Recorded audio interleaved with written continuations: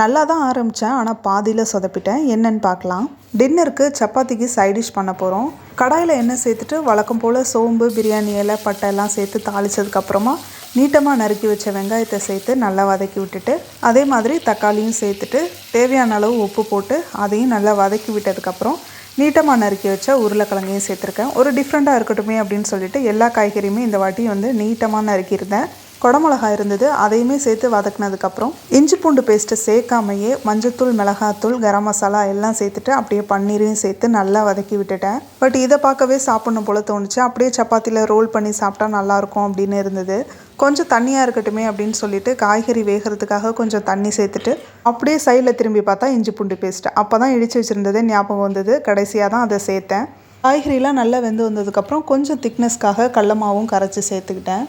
எண்ணெய் கடைசியாக இஞ்சி பூண்டு சேர்த்தா கொஞ்சம் பச்சை வாடை அடிக்கிற மாதிரி இருக்கும். எண்ணெயிலே நல்லா வதக்கியிருந்தால் நல்லா இருந்திருக்கும். பட் பரவாயில்ல, அவ்வளோ ஒன்றும் பேடாக இல்லை. பார்க்கவும் நல்லா இருந்தது, சாப்பிடவுமே நல்லா தான் இருந்தது. இஞ்சி பூண்டு பேஸ்ட்டை கரெக்டான டைமுக்கு சேர்த்துட்டு இதே போல் செஞ்சு பாருங்கள்.